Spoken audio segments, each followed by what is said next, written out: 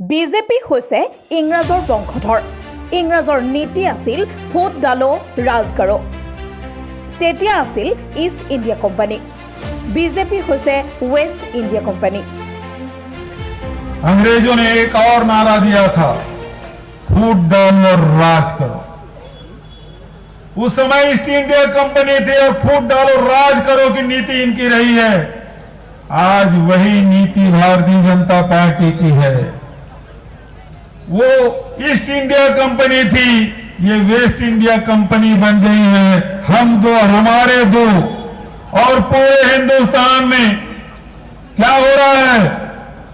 जो मोदी जी कहते हैं उसका उल्टा होता है, जुमला। সোণোৱাল চৰকাৰৰ পৃষ্ঠপোষকতাত অসমত গৰু সিন্ডিকেট চলিছে। অসমৰ আনন্দ সৰ্বানন্দ নহয়। সৰ্বানন্দ সিন্ডিকেটৰ আনন্দ, সৰ্বানন্দ কয়লা সিন্ডিকেটৰ আনন্দ, সৰ্বানন্দ গৰু সুপাৰী সিন্ডিকেটৰ আনন্দ। वो कहते हैं आसाम में आनंद सर्वानंद। आप नहीं कहते आसाम में आनंद सर्वानंद, क्योंकि आसाम में सर्वानंद तो आ गए, लेकिन आनंद मिल रहा है सिंडिकेट को।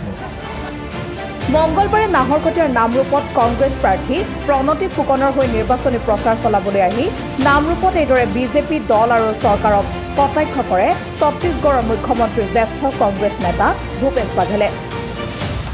सर्वानंद सिंडिकेट को आनंद, सर्वानंद कोयला सिंडिकेट को आनंद, सर्वानंद मछली सिंडिकेट को आनंद, सर्वानंद सुपारी सिंडिकेट को आनंद, सर्वानंद गौ तस्कर सिंडिकेट को आनंद।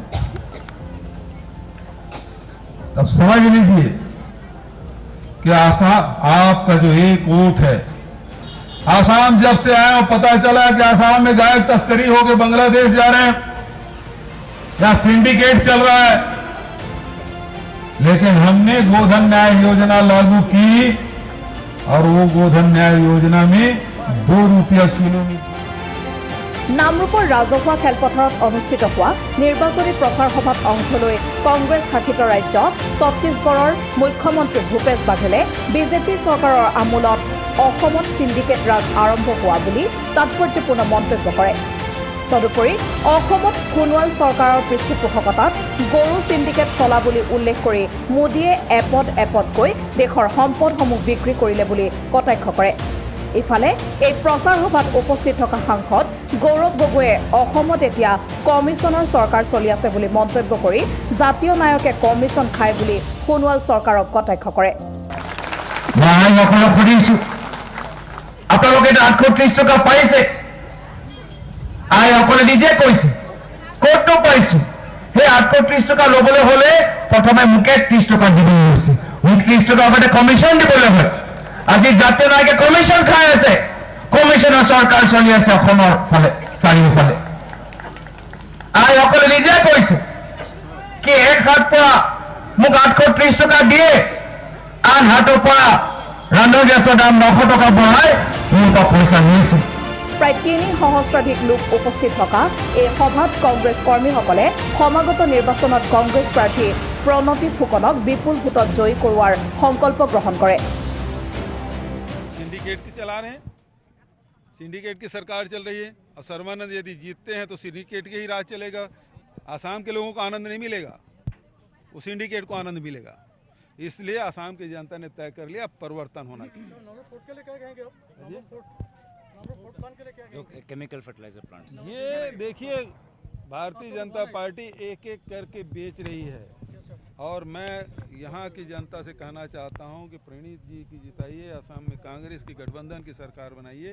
ये फैक्ट्री नहीं बिकेगी, क्योंकि लगातार चाहे ऑयल फील्ड हो, चाहे आपके ONGC हो, चाहे आपके स्टील प्लांट हो, चाहे पावर प्लांट हो, चाहे रेलवे स्टेशन हो, चाहे एयरपोर्ट हो, सब लाइन लगी है बिकने के लिए।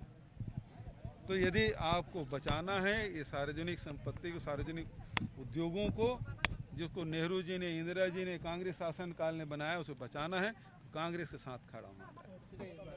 देखिए बहुत ही स्पष्ट संकेत यहाँ के मतदाताओं ने दे दिया है कि आसाम में परिवर्तन होगा और यहाँ कांग्रेस गठबंधन के सरकार बनेगी। बहुत स्पष्ट बहुमत आने वाली है।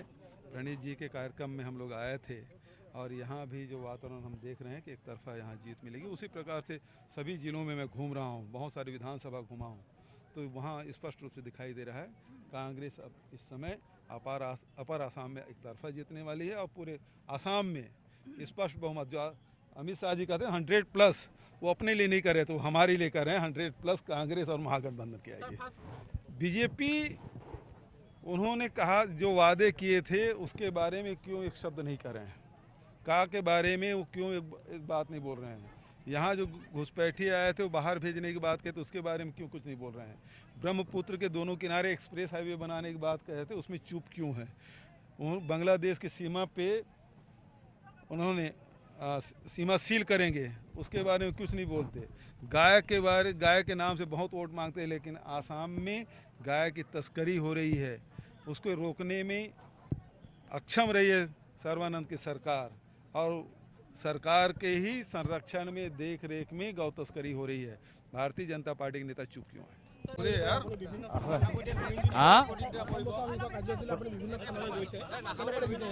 ৰ'ব মই একেটা সুধি লওঁ কি ক'লা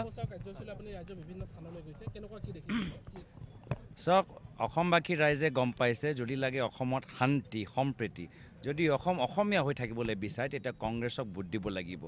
আজি তাৰিখত মূল সমস্যা হৈছে নিবনুৱা সমস্যা, মূল্য বৃদ্ধি সমস্যা। ইয়াৰ বাবে বিজেপি দলৰ কোনো পৰিকল্পনা নাই, মাত্ৰ কংগ্ৰেছ দল আহিছে গ্যাৰেণ্টিৰ সৈতে 5 লাখ চৰকাৰী চাকৰি, আমাৰ প্ৰতিমাহে 200 ইউনিট বিদ্যুতৰ বিনামূল্যকৈ ব্যৱহাৰ কৰিব পাৰিব, গৃহিণীসকলে 2000 ইউনিট পাব। ৰাইজে দেখা পাইছে যে কংগ্ৰেছত অসমৰ ভৱিষ্যতলৈ এটা চিন্তা আছে, অসমৰ নৱপ্ৰজন্মৰ বাবে এটা চিন্তা আছে, আৰু সেইকাৰণে আজি ৰাইজে এই সংঘাতৰ ৰাজনীতি কৰিবলৈ বিচৰা নাই, আশা ৰাজনীতি কৰিবলৈ বিচাৰিছে, আৰু আশা দেখিছে কংগ্ৰেছৰ মুখখনৰ ফালে।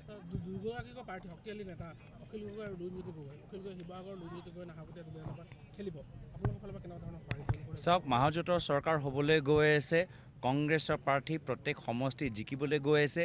নাহৰকটীয়াত কংগ্ৰেছ জিকিব, শিৱসাগৰত কংগ্ৰেছ জিকিব, মহাজোঁটৰ চৰকাৰ হ'ব। মইতো সদায় বিচাৰিছিলোঁ কি এই দুয়োজনে মহাজোঁটৰ অংশীদাৰ হওক, কা বিৰোধী শক্তিসকল একজোট হওক। লুৰিণৰ প্ৰতিটো সদায় মোৰ এটা বিনম্ৰ নিবেদন আছিলে কি আহক আমি সকলোৱে চাৰিওফালে ভ্ৰমণ কৰোঁ। যিয়ে নহওক তেওঁ ব্যক্তিগত চিন্তা কৰি মহাজোঁটৰ বাহিৰত থাকিলে, তথাপিও মহাজোঁটৰ চৰকাৰ হ'বই, তেওঁলোকৰ ইচ্ছা, তেওঁলোকৰ মতে। মুখ্যমন্ত্ৰী ডাঙৰীয়া অবিহনে এইবাৰৰ নিৰ্বাচন অনুষ্ঠিত হ'ব, তেওঁ নাই, গতিকে আপোনালোকে তেওঁৰ অনুপস্থিতি ফিল কৰিছে? চবেই ফিল কৰিছে, চবেই কৈছে তেওঁৰ দিনত কিমানখিনি কাম হৈছে।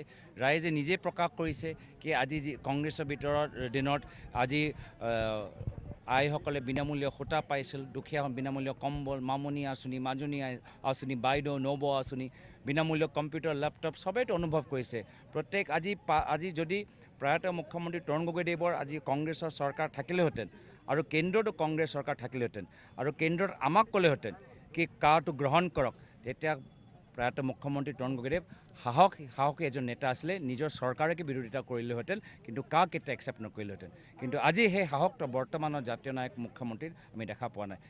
বহুত উদাহৰণ আছে য'ত প্ৰয়াত মুখ্যমন্ত্ৰী নিজৰ কংগ্ৰেছৰ কেন্দ্ৰীয় চৰকাৰক বিৰোধিতা কৰিছিল অসমৰ স্বাৰ্থত। আজি সেই সাহস, সেই জাতীয়বাদী চিন্তা আজি তাৰিখত মানুহে বৰ্তমানৰ চৰকাৰ দেখা পোৱা নাই, আৰু কংগ্ৰেছৰ নাহৰকটীয়াৰ পৰা আসিফ ইকবালৰ ৰিপৰ্ট, অসম টুডে।